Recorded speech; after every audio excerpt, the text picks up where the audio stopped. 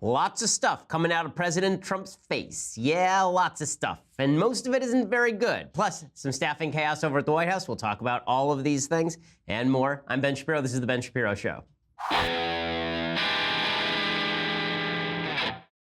So if you sense some ennui in me, if you sense a little bit of tiredness, that's because I was up at 2 o'clock in the morning Pacific time so I could fly back and do the show. But never fear, we shall soldier through because I mean, that's just the kind of people we are. Through rain, through sleet, through snow, through hail, we must not let the Shapiro Show fail. So we will do all of the coverage of the news in just a second, and many a piece of news there be. So we'll get to all of those things. First, I want to say thank you to our sponsors over at Skillshare. So, yeah, you are trying to make a living for yourself. And more than that, you're trying to increase your living. You're trying to make a better wage. You're trying to stump for that better job. You're trying to start a side business. Well, that's where Skillshare comes in. It's an online learning platform with over 18,000 classes in design, business, technology, and more. So it's classes in graphic design, social media marketing, illustration, mobile photography. People around here, they're taking these classes all the time because if they don't take the classes and make their skill set better, they get fired. So it's good that they're taking classes over at Skillshare. It's also a good thing for you to take classes over at Skillshare because now you have a whole set of skills you can put down on your resume. And all of these classes are taught by experts. They're 45 minutes long. They're really top-notch. They are really good. They really work. I've used a couple of them. Took one on SEO marketing. Also took one on watercolors, which helps me relax after I'm done fomenting rebellion in this show. Join the millions of students already learning on Skillshare today with a special offer just for my listeners. Get 2 months of Skillshare for just 99 cents. So they're offering my listeners right now 2 months of unlimited access to over 18,000 classes for just 99 cents. So you go to Skillshare.com/Shapiro for that deal. Skillshare.com/Shapiro. Again, when you use /Shapiro, you get 2 months for just 99 cents of unlimited access. So you can check it out, see whether you like it. I promise you will. It's fantastic. Skillshare.com/Shapiro to get your 2 months for 99 cents. Skillshare.com/Shapiro. Also use /Shapiro so they know that we sent you. All right. So yesterday, the President of the United States decided that he was going to hold another one of these open meetings with Democrats and Republicans in front of the cameras. Now, usually in front of the cameras, the president tries to please members of both parties. The president, above all, is a performer. Right? He's a guy who's on reality TV. He's been on the cover of every magazine. He's been performing. He's been performing every single, all the time for years on end. And that performance does not stop just because he's the president of the United States. So when a camera is on, when the red light is on, he's performing. And what that usually means is that he's trying to cater to the people in the room. So when he's performing at CPAC and the red lights are on there, he's saying what CPAC wants to hear. And when he's in front of the NRA, then he is saying what the NRA wants to hear. And when he is in front of a bunch of Democrats and Republicans, he's saying what he thinks a lot of the Democrats want to hear. And that's basically how it went yesterday. Now, we're going to analyze this on two levels. One is, did he mean any of this? Is it real? And two is, what did he just say? Because we sort of always have to separate out these two things. What he said and is it important? These are two separate questions because the president says a lot of stuff, a lot of crap comes out of that face. So the question is, was the stuff that he said good or was it bad? And two, was it important? We'll answer the second question first. I don't think the stuff that he said was important. He's going to have to get through legislation through Congress. Republicans run Congress. They're not going to do any of the things that he wants them to do here because they don't have the votes for it. The reason I say this is because the president did exactly the same thing with DACA. You recall that he had a meeting with a bunch of Democrats, and at that meeting on DACA, he specifically said that he would be fine with passing a clean DACA bill. We mocked him up and down for it. It was ridiculous. He said that he was fine with a clean amnesty bill and no border security measures. And Kevin McCarthy, the House Majority Leader, had to jump in and say, Mr. President, you mean that you want border security? And Trump said, yeah, that's what I mean. I mean, I want a clean bill with border security, which is not originally what he said. Now, of course, all of his overtures to Democrats in that meeting meant nothing. The same thing is probably happening here on guns, but it is important to note the president only became an advocate of gun rights relatively recently. Up till 2012, the president was a gun control advocate. The president was not a big fan of guns. And so when it goes back to the gut level for President Trump, when he goes back to his gut on this issue, there are certain issues where the president's gut is very much in line with sort of conservative policy. Guns are not one of those issues. On guns, this is a guy whose gut is from New York, and New Yorkers, people from New York City, they're not particularly big into the Second Amendment rights of all of it. So the president has this meeting yesterday, and he says a bunch of things that are just laughably awful. So he starts off in a conversation with Pat Toomey. So Pat Toomey is the senator from Pennsylvania. Now, in order for you to understand how absurd it is what President Trump says right here, you have to understand that Pat Toomey is one of the leftmost members of the U.S. Senate on guns. So in 2013, it was Pat Toomey who proposed a piece of legislation in the aftermath of Sandy Hook with Senator Joe Manchin from West Virginia, a Democrat. And that piece of legislation would have forced federal background checks for any sale of any weapon in the United States except between family members or close friends. So if I wanted to sell a gun to somebody in the office with whom I was not friendly, then I would have to go to a federally licensed firearms dealer. Now, the only way to enforce that, the problem with this policy, is the only way to enforce that law is that you actually have to have a full gun registry. Because in order for the government to keep track of how I sold my gun to somebody, they have to know that I owned the gun in the first place. Right? A federally licensed firearm dealer keeps records with the federal government. They know how many guns are in that gun shop. And so when that firearms dealer is requested for records by the NRA, by the ATF, then the ATF knows that where the guns were, how they were transferred, and all the rest of it.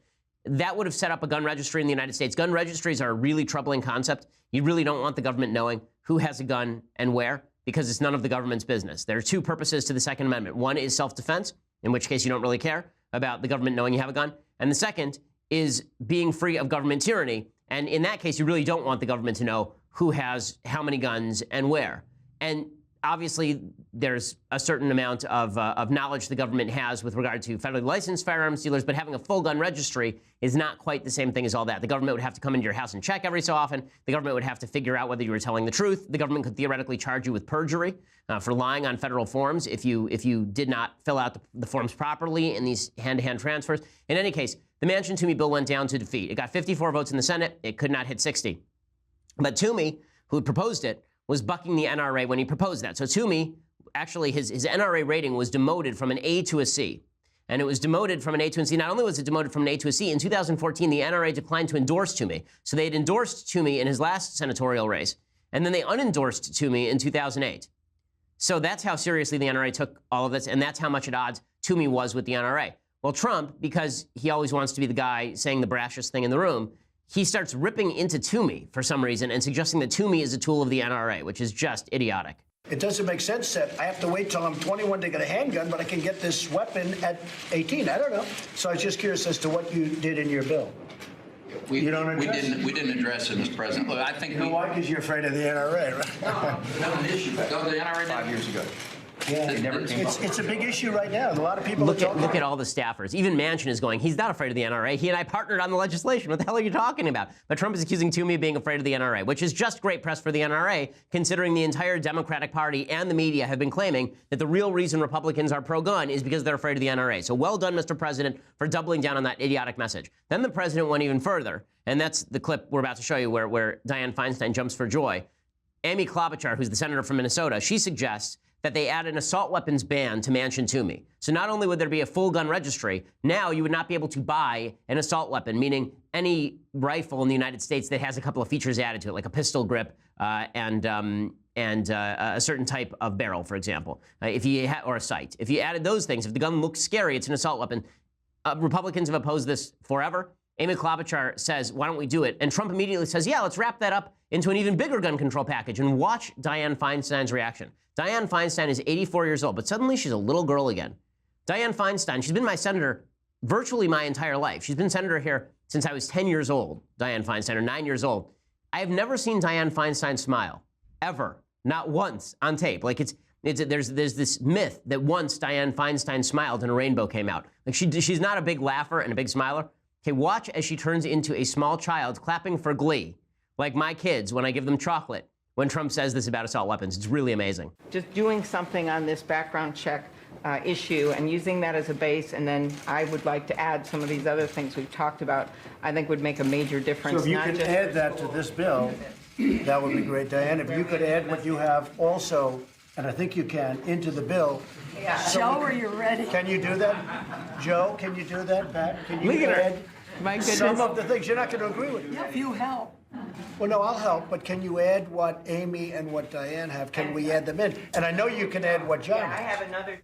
Okay, and look at the Republicans. They're all like, what is going on now? Like Cornyn, who's sitting right next to Trump, you can see he's putting his hand to his mouth like, this can't be happening. This isn't real. Like, Trump really doesn't know what he's saying here. And Dianne Feinstein knows exactly what Trump's saying. Again, she's 84 years old, and suddenly she's my 4-year-old daughter. She's so gleeful. If you are saying things about guns that are making Dianne Feinstein gleeful, let me suggest that you have undermined the Second Amendment and that you are not standing with conservative ideas on the Second Amendment. Okay, then it gets even worse. So he turns to Cornyn, who's sitting right next to him, and he says, you know what we should do? We should actually do a comprehensive gun reform, like a big, big bill, like a big historic bill. And you can see Cornyn going, what the hell is going on? Like, was he dropped on his head this morning? Did he wake up on the wrong side of the bed? Was it invasion of the body snatchers? Like, what in the world? Look at John Cornyn's face here. And John, Fix Nix has some really good things in it, but it would be nice if we could add everything onto it. And maybe you change the title, all right? The U.S. background check bill or whatever. But your bill is really good and really important, having to do with a certain aspect. But maybe we could make it much more comprehensive and have one bill instead of 15 different bills that nobody knows what's happening. If we can get 60 votes for it, Mr. President, I think I'm all you can. for it. Honestly, I think, look, I really... So that's where Cornyn steps in. He goes, Mr. President, you're acting like a child. We need 60 votes, and we're not going to get it. So the president, of course, just completely overlooks this. It was just ridiculous on every possible level. And it gets even more ridiculous. Okay, so this is the thing that is most ridiculous and had people really up in arms, as they should be. So the president is talking about, so Vice President Pence starts talking about a proposal that was first made by David French, a proposal that I back, for gun violence restraining orders. Gun violence restraining orders are a process that we have here in California where close family and friends can apply to a court to have your gun rights temporarily suspended if they show, past a certain burden of proof, that there is evidence that you are a danger to yourself or others. And then there is a hearing. Right, so there's due process. So the due process can go in a couple ways. You could have the hearing before the guns are removed, or you could have a preliminary hearing in which all of the evidence is shown, and then the guns are temporarily removed because we don't want people sitting around there with guns, and then the guy realizes that the cops are going to come take away his guns. He goes, shoots up the school. Okay, so you can have due process in the sense that you have the right to confront the accuser, but it's done on really spontaneous, quick basis. Or you could have like a full drawn-out hearing. But both of those are due process. So Mike Pence explains the proposal, and Trump proceeds to pile drive the proposal. Trump proceeds to take Pence's proposal, the gun violence restraining order proposal, the David French proposal, and he proceeds to say something so wildly unconstitutional and so wildly unconservative that it boggles the mind. I mean, if Barack Obama had uttered these words, we would all be up in arms. The reason that it's different if Obama had said them than Trump saying them, honestly, is that Obama knew what he was talking about on these issues, and Trump clearly doesn't. Anyway, here's Mike Pence saying something smart, and then Donald Trump following up with something so egregiously stupid that minds of small children were blown all over the country. Because a lot of times, by the time you go to court, it takes so long to go to court to get the due process procedures. I like taking the guns early, like in this crazy man's case that just took place in Florida. He had a lot of firearms. They saw everything. To go to court would have taken a long time. So you could do exactly what you're saying, but take the guns first, go through due process second. Okay, that's not what due process is. The reason this is a problem is not because anybody wants mentally ill, violent people to have guns.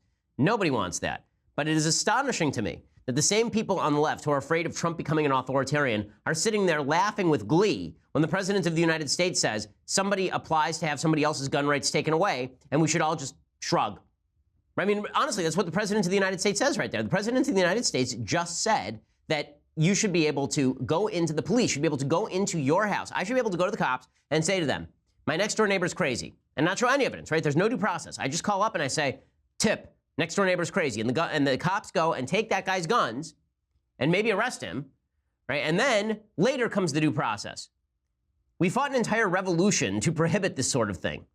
We fought an entire revolution so that there would be a right to habeas corpus, so you know why you're being arrested and your rights are being violated. We fought an entire revolution so there are no ex post facto laws that were specifically designed after the fact in order to get certain people. None of this is part of the constitutional order. But the president, who is a Republican, was sitting there saying this stuff with a straight face. Now, this brings us to our I'll get to the last question as to whether any of this is important in a second. He didn't even stop there. Because, I mean, everybody on the right is just looking at this going, what happened? I mean, what? It was every WTF GIF that you can find online. Every face that you can make, right, was being made by Republicans yesterday watching this thing unfold in real time. It's astonishing. It's astonishing. Okay, then he goes after Steve Scalise. Steve Scalise, shooting victim in the congressional baseball shooting. And Scalise has proposed, and the NRA has proposed, and Trump has endorsed in his 2016 election cycle, the idea of concealed carry reciprocity. Concealed carry reciprocity is the idea that when you apply for a concealed carry license in Oklahoma, and you are approved by the government for that concealed carry license, you should be able to concealed carry in any other state. Normally, this sort of thing is fine. Like if you have a marriage license in one state, it's usually transferable over to another state. If you have a liquor license in one state, and it fulfills the obligations of the other state, then it should be able to be fulfilled in that state, I believe. But when it comes to concealed carry, there's questions as to whether you should be able to take your concealed carry license from Oklahoma and bring it over to California. And so Trump is told by Steve Scalise that they want this concealed carry reciprocity. And President Trump's response is, as always, amazing. Here's the President of the United States responding to Steve Scalise by saying, we can never do this. It can't be a thing. And there were a lot of our members that said, look, we want to close these problems and fix these problems with the background check system. And we came together and actually passed a bill. But we also felt that if you look at the concealed carry population, these are people, by and large, who are helping us stop crimes. These are people who are well-trained, who actually go out there and help prevent crimes. So I would hope that that's not immediately dismissed, because there is a lot of talk of just putting that on the side and But just Chief, I do moving think things. this. You know I'm your biggest fan of the whole world, all right? I think that maybe that bill will someday pass, but it should pass as a separate. If you're going to put concealed carry between states into this bill, we're talking about a whole new ballgame. Look at Klobuchar. Look at her. Okay, the senator from Minnesota, look at the Democrat. She's sitting there nodding along. And the Republicans are all sitting there with their arms crossed. Look at the body language here. All the Republicans are going, where is this coming from? This is the guy who days ago was talking about how great the NRA was. This is a guy who was a few days ago talking about the value of gun rights. This is a guy who a couple of days ago was talking about how we needed to protect our right to keep and bear arms. And it does shed some light on something that the president said during his CPAC speech. During that CPAC speech, he had this very weird line where he said, if you could choose between tax cuts and gun rights, which would you choose? And he was expecting everybody in the room to say tax cuts. And everybody in the room said gun rights. And he was kind of shocked by it. Because, again, the president is not a stalwart on gun rights. On a gut level, he's not. Now, one of the nice things is that the president of the United States can be turned to whoever talks to him last. This is one of the nice things about the president. He is willing to hear opposing points of view, is the nice way of putting it. Also, the president of the United States can't do all these things because he just doesn't have the votes. But here's where it does become important. So this stuff is not important right now. Because when Trump says stuff right now, who cares? Paul Ryan, Mitch McConnell, they're the ones who are putting the legislation together. When he said dumb stuff about Obamacare, it didn't really matter very much. When he said dumb things about the tax bill, it didn't matter very much. When he said dumb things about immigration, it didn't matter very much. The president saying dumb things is baked into the cake. We all know that the president is going to say stuff, and we're all going to go, "Rrr?" And we've all gotten used to that. But what happens if, in November, Democrats take back the House of Representatives? And let's say they get really lucky and they take back the Senate. Let's say the Democrats suddenly have control of the Senate and the House of Representatives. Then, all of a sudden, the president of the United States saying these things may actually make a difference. Because you could see a situation in which Democrats are the ones writing the bill. Right now, the check on the president saying dumb things is a Congress that's not going to write dumb things. But what happens when the Congress can write dumb things? What happens when Nancy Pelosi is Speaker of the House, and she's sitting in a meeting like this with the President of the United States, and he says, I want you to put X, Y, and Z into a bill, and it's a comprehensive gun reform bill that's going to require full background checks for every sale in the United States, which will require registry, and everything that the President says about assault weapons would be wrapped into a bill, and no concealed carry reciprocity, and raising the age to buy a rifle. And the President says all this in front of Nancy Pelosi, and she says, sure, Mr. President, we're with you. And what happens when Chuck Schumer is the Senate Majority Leader, and he says to Trump, sounds great, Mr. President. I'll tell you what happens. The president gets all of the bad things we don't want him to be saying and having right now. That's what happens. How do I know that's what happens? Because that's exactly what happened on the budget last year. You recall that Mitch McConnell and Paul Ryan were using the debt ceiling debate as a way to cut some spending. And the president of the United States had in Nancy Pelosi and Chuck Schumer, and he said to them directly, listen, guys, I don't care about cutting anything. Let's just blow out the spending. And they said, fine. And they walked out. And Paul Ryan and Mitch McConnell were just stunned. Because the president did have the capacity to do that. He had the votes to do that. Well, right now, it doesn't matter again because the Republicans are running the show. But when the Republicans are not running the show, things are going to get pretty dicey pretty quickly, which is why it's important that Republicans maintain control of the House as a check on President Trump, because the president's instincts are not always good on these sorts of things. And he's not surrounded by a bunch of Second Amendment advocates. Okay, the people who are closest to the president, aside from Mike Pence, these are not all super pro-Second Amendment people. It's a serious issue. And nobody is checking him on the areas where he does have control. So another area where he has control and where he's saying dumb things is the area of trade. So today, the president tweeted this out. This is 17. The president tweeted this out about trade. And he tweeted, quote, our steel and aluminum industries and many others have been decimated by decades of unfair trade and bad policy with countries from around the world. We must not let our country, companies, and workers be taken advantage of any longer. We want free, fair, and smart trade. So Charlie Cook over at National Review had a great point about this last sentence where it says we want free, fair, and smart trade. And he says, if you use the words free, fair, and smart about, for example, speech, if you say we want free, fair, and smart speech, you would realize that this is a violation of free speech principles, right? Fair speech and smart speech are not requisites. You just need free speech. When it comes to trade, the same thing is true. The notion of fair trade is something chimerical. It's silly. The reason I say it's silly is because comparative advantages since the days of Ricardo has suggested that you are an idiot if you heighten tariffs on your own just because the other guy has heightened tariffs on you.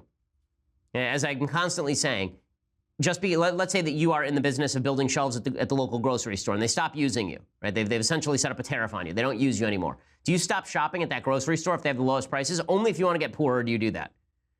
Okay, but the president doesn't understand how trade works. The president thinks that trade is not reciprocal. The president thinks that all of these industries have been quote unquote decimated. So today, the president had a meeting with all of these steel and aluminum industry leaders, and he said that he was going to raise tariffs dramatically on steel and aluminum. He apparently said that he wants to raise the steel tariffs by 25%. He wants to slap an overall steel tariff of 25% on foreign steel and a 10% aluminum tariff on aluminum. Disaster area. Full-scale disaster area. The reason this is a full-scale disaster area is because these are inputs for other industries in the United States. For every job in the steel industry, there are 40 jobs in other industries that use steel, which means that if you're in the car industry and you use steel and suddenly the price of steel goes up because of these tariffs, and now you have to sell your car more expensively, and it is less competitive in the global market, unless you tariff cars. And then if you tariff cars, then you're going to have to increase the price on cars, and people have to spend money there. Tariffs are a terrible economic policy. They've always been a terrible economic policy. For every job that is saved by steel, by these tariffs, other jobs are lost.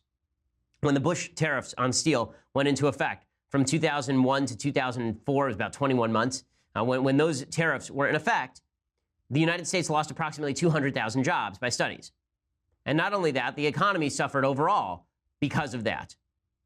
According to estimates, every single steel job created by a tariff, American consumers paid an additional $200,000 to $2.3 million.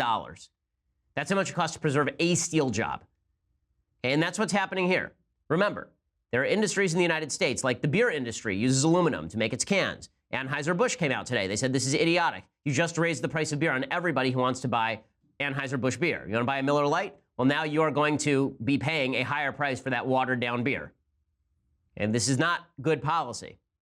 It's just ignorant. I mean, when he says that the steel and aluminum industries in the United States have been decimated by decades of unfair trade, it's not true. It's just not factually true.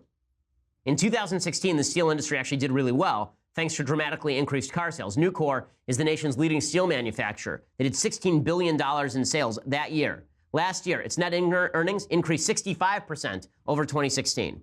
The average salary at that company, by the way, is $80,000. Most job loss at Nucor has happened thanks to technological advances, not thanks to foreign trade. Right now, 70% of all steel sold in the United States is American steel.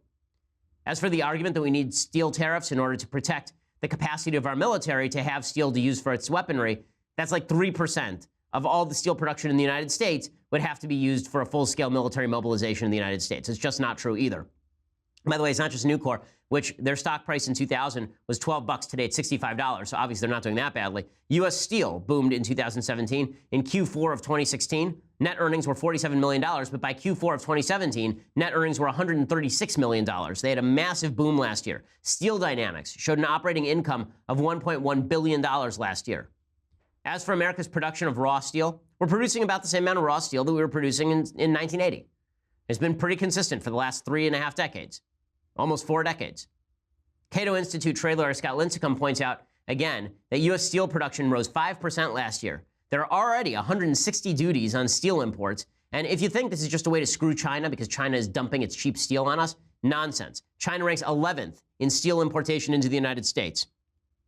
Okay, how about, and again, the most important thing here is the number of jobs that this is going to cost in another industry. The CFO of Anheuser-Busch said this, quote, about 2 million jobs depend on America's beer industry. We urge the Department of Commerce and U.S. President Trump to consider the impact of trade restriction tariffs. Okay, but he's not going to reconsider it because this is something that he has power over. And right now he's feeling particularly threatened, the President of the United States. Right now, President Trump is feeling very isolated. And that means that he is bringing in his toys. Right? He's bringing his comfort food and his teddy bears. And his teddy bears on issues like this, there's a guy named Peter Navarro who wrote a book on trade that makes no sense and is supremely foolish. And he is Trump's guru on trade because Trump has always felt that America is getting screwed because Trump's vision of what American industry is guys who are working a blue-collar job in downtown Manhattan building a building with steel. He's got a very 1955 version of what American industry looks like. That's not what American industry looks like right now. The job loss in the steel industry has been brought about by technological change. And of course, the vast majority of jobs in this country are no longer in manufacturing, they're in the service industry. When the president says that I'm supposed to pay more for a car to preserve that steel job, what he's really doing is penalizing me for being in an industry that's more efficient than the steel industry has been on a global level. We, by the way, are still the #2 producers of all steel on planet Earth. But again, this is bad economics from the president. The president is just saying things, except this time he's actually going to do it. So next week he's supposed to impose these tariffs, and the market is reacting just exactly how you would think it is reacting, right? This is going to be a big trade war because not only is it going to have a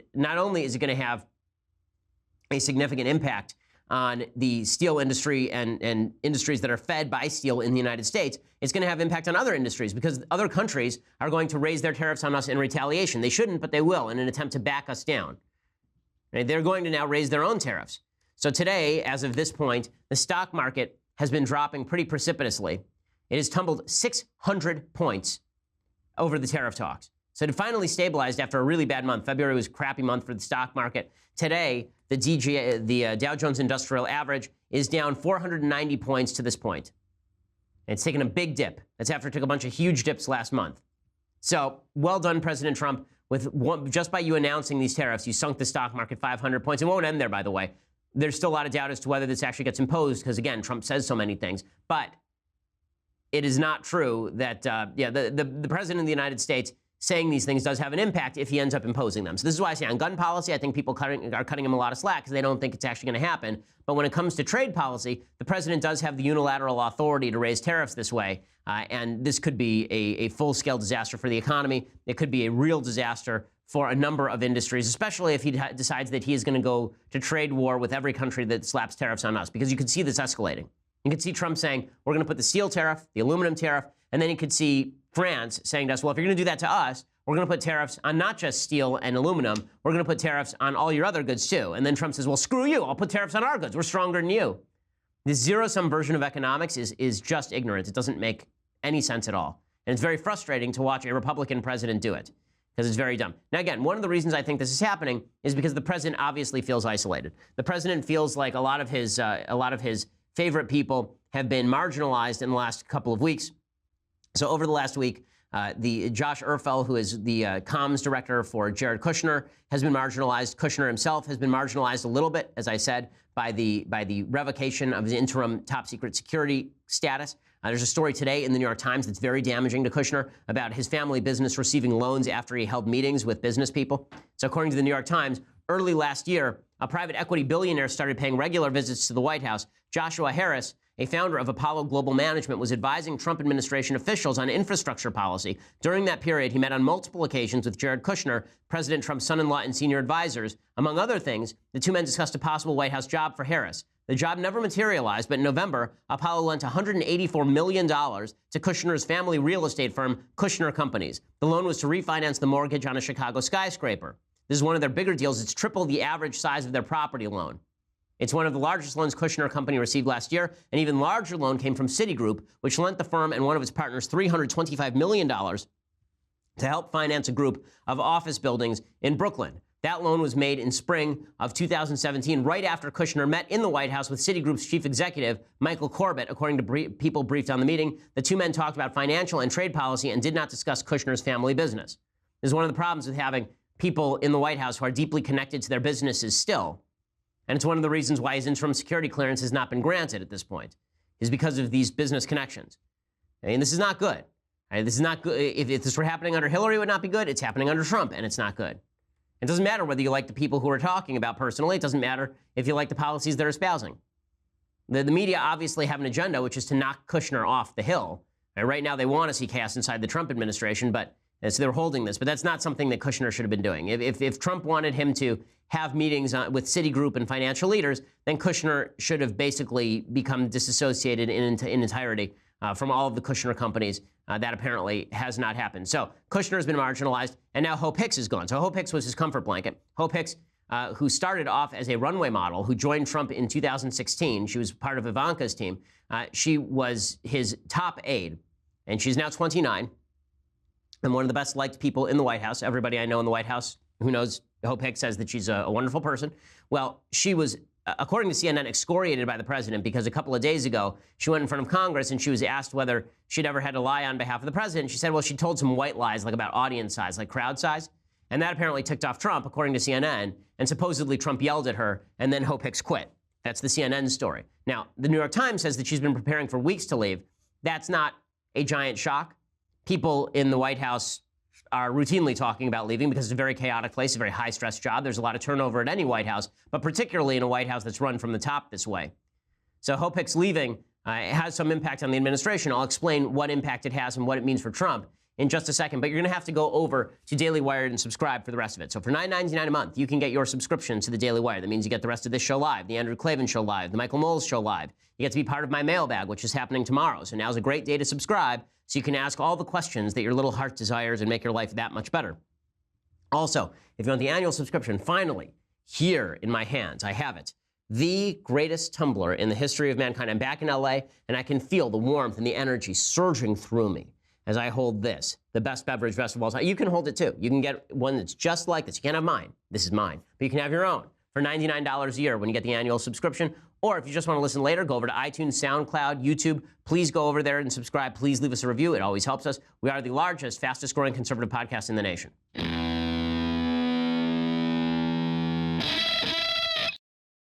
So as I say, Hope Hicks has sort of been pushed to the side. Jared right now is being pushed to the side, apparently, according to reports by General John Kelly, the chief of staff, which means that Kelly is the guy who's sort of bringing people into the center of the room. And that means that Trump is more likely to reach out to other people that he wants to talk to. If he feels like Kelly is shutting him off from Jared Kushner and that Hope Hicks is going to leave, then he's going to start reaching out to other people he's comfortable with. Well, one of the people he likes a lot, apparently, is Peter Navarro. Peter Navarro, this trade guy. And it's not a coincidence that while all this chaos is taking place, Peter Navarro is suddenly making appearances in the Oval Office and Trump is hanging out with him. You know, people that Trump feels personally comfortable with are the people he's going to want to talk to. And unfortunately, a lot of those people have pretty bad ideas because personal comfort should not be the gauge of whether somebody's policy is good. But the president doesn't know a lot about policy, and he's very susceptible to being told things by people that he likes. So Hicks being out has more of a personal impact on Trump than it does a policy impact. But she is known as sort of the person, she's sort of the Trump whisperer. She's the person who can handle Trump and has been able to hem him in a little bit. Make him feel better about his presidency, make him feel better about things. Her being gone is not going to be a good thing. Again, Josh Raffel, I think it's pronounced Erfel, is a press aide whose initial portfolio is primarily focused on Kushner and Ivanka, and he apparently is leaving also. And apparently Dina Powell is left a few weeks ago. So high turnover at the White House. That means a lot of faces Trump doesn't recognize. As he gets more uncomfortable, he's going to look for friends, and the friends around him are going to define what he does, which is sort of an uncomfortable place. He's meanwhile busily attacking his own attorney general. So yesterday, the president went on Twitter and he attacked Attorney General Jeff Sessions. Right? This I've always found really frustrating. Attorney General Sessions, I've met him a few times when he was Senator Sessions. I think that Senator Sessions is a rock solid red state Republican. I disagree with him on trade. I disagree with him in certain areas of immigration, but he was the very first guy to endorse Trump. I mean, the first major voice to endorse Trump very, very early in the campaign, a real Trump loyalist. And as AG, Trump has just beaten the crap out of him publicly. So this is really in bad taste. One of the things I like about Sessions is that Sessions does have a strong sense of what he is supposed to do as the Attorney General, that his job is not to just be the wingman for the president. Now, Trump doesn't like that because he looks at the Obama administration and he says, Eric Holder was Obama's wingman. Why can't you be my wingman? And the answer is because the AG is not supposed to be the president's wingman. The AG is supposed to administer the law. Jeff Sessions actually takes that rather seriously. So one of the areas where this has happened is that Jeff Sessions asked the Inspector General to investigate potential FISA abuse. And there's been a lot of talk about FISA abuse, of their supposed abuse by the FBI and the DOJ of the FISA warrant process in the attempt to get a warrant on Carter Page, that former Trump campaign aide, that former Trump foreign policy aide. And Sessions said, listen, I don't want the DOJ investigating itself. I don't want the DOJ investigating the FBI. Let's set somebody else who's independent, because here's the thing. If I, Attorney General Jeff Sessions, come down with the conclusion that the Obama DOJ and the Obama FBI went ahead and invaded the campaign, people are going to note a couple of things. One, I was a member of the campaign. Two, I was appointed by President Trump, and so they're not going to take it seriously. So we'll set up an IG. I have a conflict of interest. Trump doesn't appreciate that, and he wants Jeff Sessions to just do what he wants him to do, which I think is wrong. And so Trump tweets out, why is the AG, Jeff Sessions, asking the Inspector General to investigate potentially massive FISA abuse? Will take forever, has no prosecutorial power, and already late with reports on Comey, etc. Isn't the IG an Obama guy? Why not use Justice Department lawyers? All caps. Disgraceful. No, what's disgraceful is the President of the United States berating his own Attorney General publicly. I assume he has Jeff Sessions' phone number. What does he think is going to happen here? Does he think Sessions is going to quit if he just humiliates him enough? And Sessions knows Trump isn't going to fire him because Trump's been threatening to fire him for over a year. And he's not going anywhere. So he'll just sit it out. He'll sit tight. He'll protect the law. Good for Sessions for doing that. So there's no purpose here other than Trump venting and then mobilizing his allies to vent at Sessions. But maybe that makes his base feel good. Maybe it makes them feel like it's the DOJ's fault that we haven't seen any prosecutions. But again, this is just not only not presidential, it's not effective. Attacking your own attorney general is just bad policy. So in a rarity, Sessions actually fired back. So he actually issued a statement ripping Trump. Good for him. He said, we have initiated the appropriate process that will ensure complaints against this department will be fully and fairly acted upon if necessary. As long as I am the Attorney General, I will continue to discharge my duties with integrity and honor, and this department will continue to do its work in a fair and impartial manner according to the law and the Constitution. And good for Jeff Sessions. That's his job. That's exactly what he should be doing. So it's an absurdity that the president is attacking his own Attorney General. So very bad 48 hours for the president. It's attacking his own Attorney General, dumping all over gun rights, and then talking about raising tariffs dramatically that would have a serious impact on the economic growth that he's attempting to reach. So very bad 48 hours for the president. And again, I think this is what the president looks like when he's unmoored, which is why you have to have checks in the White House. It's why you have to have good people surrounding him. It's why you need a Republican Congress. If you had a Democratic Congress and a bunch of advisors around the president telling him to do the popular thing with Democrats, this presidency could go sideways very quickly. So while there was talk last week about the president being an ideological leader of the conservative movement, that is not true. The president has governed like a conservative so far, but he's not an ideological leader. He's a vehicle for the conservative movement. That means that if the conservative movement doesn't call him out, if the conservative movement doesn't provide a check when he commits anti-conservative heresies, then there's a possibility that Trump moves significantly to the left. And again, if the Democrats were smart, they would know this. If the Democrats had any brains at all, they would spend all day just praising Trump. It's what they would do. They'd spend every day, all day, talking about how Trump is generous, Trump is kind, Trump is wonderful. Right? They'd be like all of the characters in Manchurian Candidate talking about Raymond Burr and what a wonderful, generous human being he is. And Trump would buy that. Because the man doesn't, I mean, this is the danger of having someone in the Oval Office who doesn't have an ideology. So far, it hasn't hurt. Those checks and balances have worked. I only hope they continue to work. I'll praise them. I'll praise the president when they do work and when he does the right thing. The last 48 hours has not been that time to do the right thing. Now, speaking of the radicalism of the Democrats, and when you look at the Democrats themselves, they have radicalized. So if they were smart, as I say, they'd be triangulating with Trump. They would be attempting to make overtures to Trump. They could probably get half their agenda done with Trump if they did that. But they're radicalizing pretty quickly. So there are a bunch of top Democrats who attended a Louis Farrakhan speech. Jake Tapper over at CNN, who I criticized pretty heavily last week for what I thought was an egregiously awful town hall. And then I praised this week for doing an interview with the Sheriff Scott Israel in Parkland, Florida.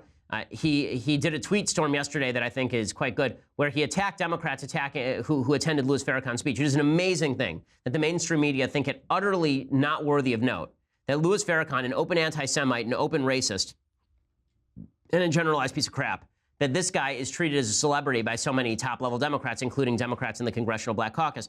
Here are some clips of Louis Farrakhan talking, and there were Democrats at the speech, top-level Democrats at the speech. I don't care what they put on me. The government is my enemy.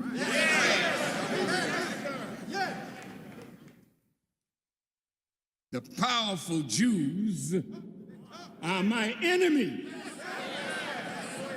Okay, top-level Democrats have praised Louis Farrakhan. They've taken pictures of Louis Farrakhan. Barack Obama took pictures of Louis Farrakhan. There were two co-sponsors of the Women's March who were present at this speech, at this one right here. Okay, and Democrats apparently had nothing to say about that. They will be at the Women's March again. The radicalism of the Democrats, there's a lot of talk about the alt-right in the last election cycle. I think it was fully merited. I was one of the people doing the talking. The Democrats are equally radical when it comes to Louis Farrakhan. They have a blind spot for anti-Semitism so long as that anti-Semitism is coming from parts of the community that are not white. So here is Louis Farrakhan doing more of this. Just really disgusting stuff. White folks are going down. And Satan is going down. And Farrakhan, by God's grace, has pulled the cover off of that satanic Jew. And I'm here to say, your time is up. Your world is through. I mean, the man's a pig. I mean, he's one of the worst people on planet Earth. Okay, this is the guy who Keith Ellison, who could have been the head of the DNC, he was endorsed by Chuck Schumer to be the head of the DNC. He was a member of the Nation of Islam. He defended Louis Farrakhan for years. The Congressional Black Caucus has defended Louis Farrakhan. Okay, the Democrats are so radical that it's unlikely they would have the brains to actually triangulate with Trump. But their radicalism is also, they're allowed to get away with it. You know, there was a poll yesterday that showed 57% of Americans supposedly think Trump is a racist. It's like 20% of Republicans and 80+% of Democrats.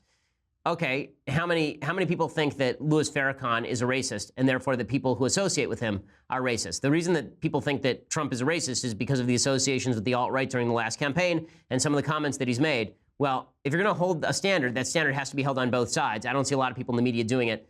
Good on Jake Tapper for doing it. Okay, time for a quick thing I like and then a couple of things that I hate. So, thing I like today, I'm in the middle of a book by Mikhail Bulgakov. Mikhail Bulgakov was a guy who lived in the Soviet Union. He died, I believe, in 1941. But he'd written a book in secret that was essentially a parody of Stalin's Russia. It was recommended to me, actually, by Jordan Peterson. And it's quite an interesting book. I'm only about halfway through it. But it is a funny book. Basically, the concept is that you are in Stalin's Russia, and suddenly Satan shows up and starts having conversations with all the people there.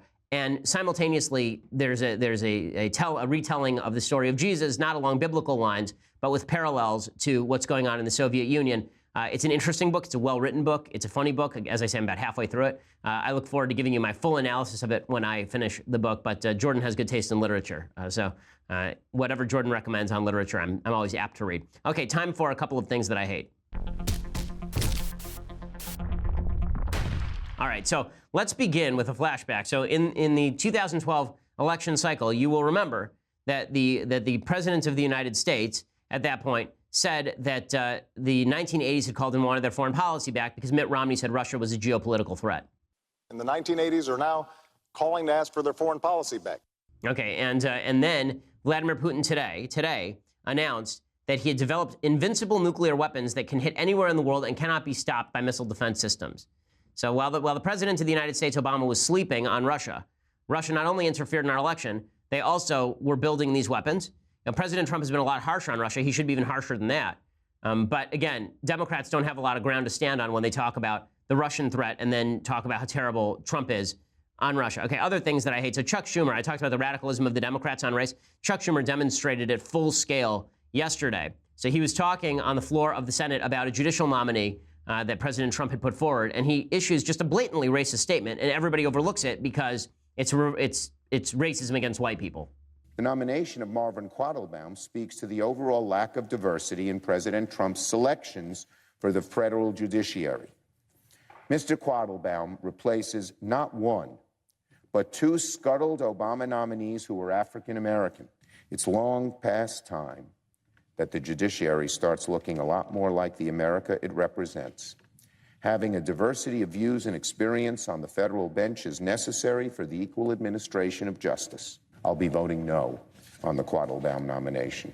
Okay, this is quite disgusting. What he is saying, of course, is that if you are white, you shouldn't have a judicial job. If you are black, then you should have a judicial job. He is judging people specifically based on the color of their skin, and then suggesting, just as Justice Sotomayor once did, that if you are a wise Latina woman, you have a different perspective on the law. Okay, the whole point of law is that it's supposed to be a rule of law, not of men or women. You're not supposed to use your personal experience to decide cases. You're not supposed to use your race to decide cases. You're supposed to use the words of the law to decide cases. Unfortunately, Democrats don't care about that any longer. They've moved into this intersectional quagmire from which they're having difficulty escaping. If they want Trump to win re-election, they should keep going with exactly this kind of stuff. But if they also want the country to be ruined, they should continue to polarizes race from race and suggests that skin color should be the chief qualifier for being a federal judge. Just insane. Okay, we'll be back here tomorrow, and we'll have mailbag for you. I'm Ben Shapiro. This is The Ben Shapiro Show. The Ben Shapiro Show is produced by Mathis Glover, executive producer Jeremy Boring, senior producer Jonathan Hay. Our technical producer is Austin Stevens, edited by Alex Zingaro. Audio is mixed by Mike Coromina. Hair and makeup is by Jesua Alvera. The Ben Shapiro Show is a Daily Wire Forward Publishing production. Copyright Forward Publishing 2018.